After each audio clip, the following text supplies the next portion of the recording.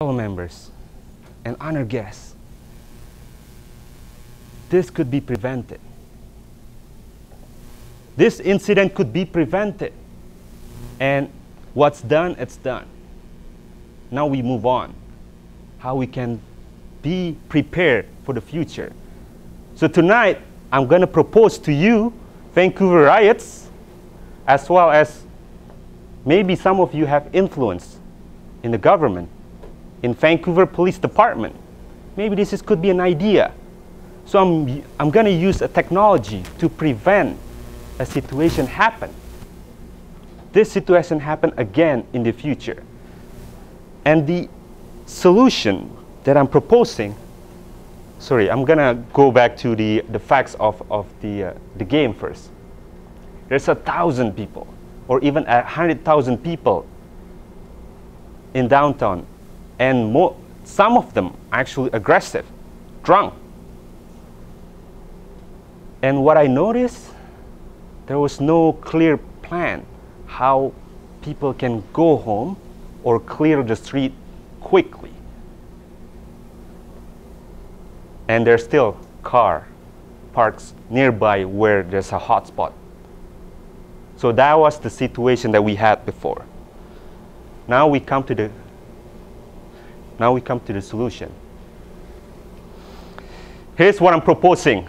I'm proposing a simple technology. You know, we have a lot of websites for events and adventures. And why not City of Vancouver or Vancouver Police Department have their own website that allow people to register if there's this big event happening? Because I noticed 100,000 people, that's a lot of people. And anything could happen in that area. So if someone registered and we can control how many people going into one spot, then we will have a manageable crowd. We will have security down there to prepare it. Rather than people come to downtown and hang out in two spots, Canada Place and the other one's West Georgia, right in front of CBC. There's 100,000 people down there. So if they kind of allocate or control those areas, or any area that there will be an event happening, they will have a manageable crowd. And here's how they can do it. They create a website, a simple website where people can register. I don't know whether they want to put their information. That's something to be determined, how much detail they can put. But the idea is to restrict the number of people in one location, one or two locations. And then in that website, they can provide the location where the event is happening, as well as what they can do and what they cannot do. There's a lot of informative a website down there, but there's no a central location where they can find out the information. And they can also find out the information how they can get there, how they can go home afterward quickly. Maybe a suggestion, you don't park your car nearby. Take a SkyTrain, take a public transit, walk if you're in downtown. Don't take a car, don't take your personal belonging, like a big personal belonging to there. And do not take any dangerous stuff, like a liquid or something that can destroy other people. And they can also see an information how they can report if there's a potential criminal or a criminal happening. You know, nowadays you can use a smartphone to take any capture. You can post it right away within second. You can report it right away within second. No problemo. So fellow members and most welcome guests, the incident has been happening twice. We had this incident twice already. We should learn from it. And after this speech, I have 3 minutes for question and answer. If you have any question, I have 3 minutes to answer your question. And you can ask any question about my proposal.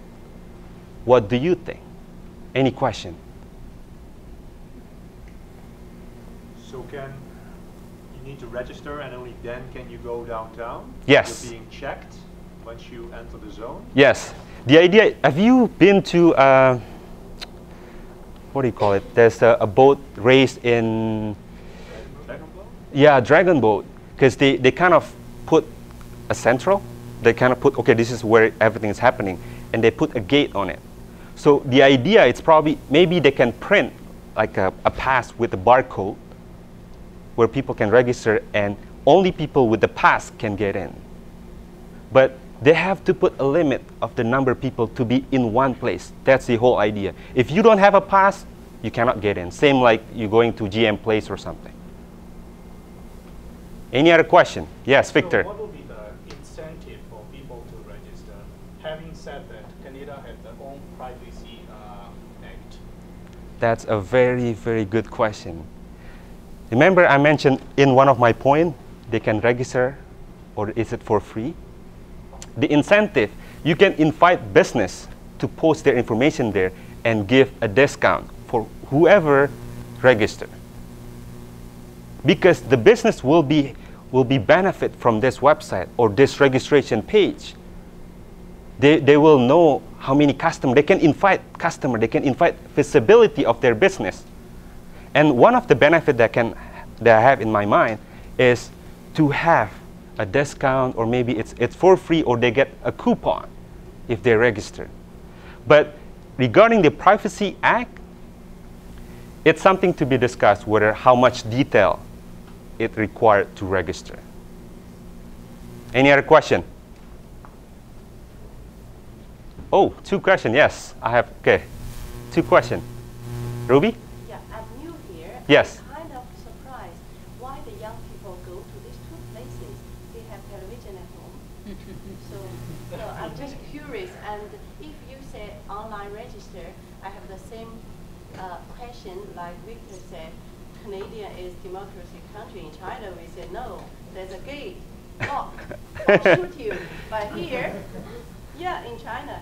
But here, why they go, and then do we have the right to say the people, if you go, register, otherwise don't go, by law?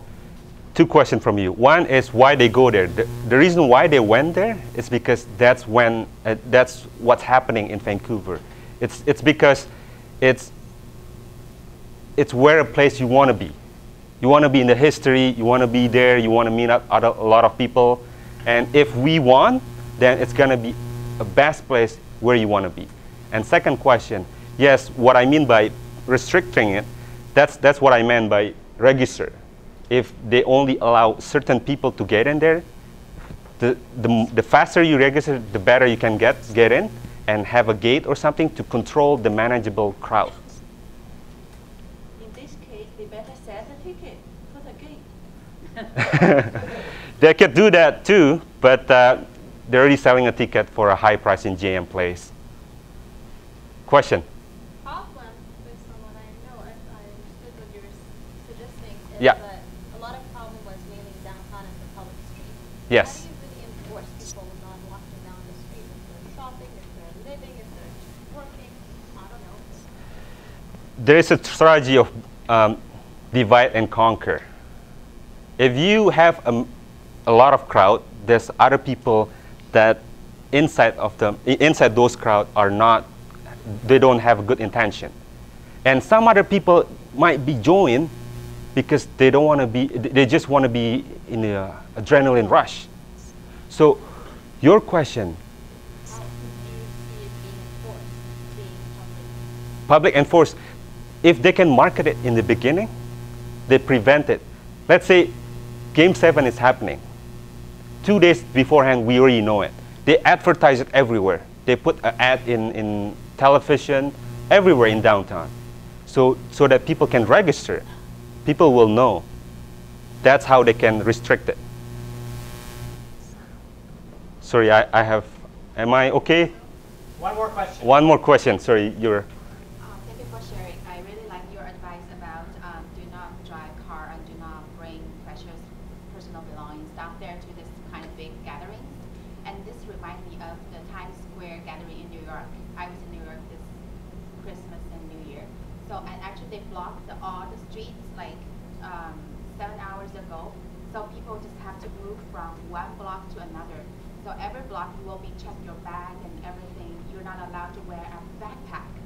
So it's very strict. I'm not sure whether we should go that far, but this game is really spontaneous. No one knows we're going to have this game or ever. That was a good point. Yeah. That's a good suggestion. So. Thank you. Thank you for sharing. Fellow members and most welcome guests. First thing I want to mention and the last thing I want to mention is if you have this kind of situation, just go home. If you are in the middle of it, just go home because it's not worth it. Thank you.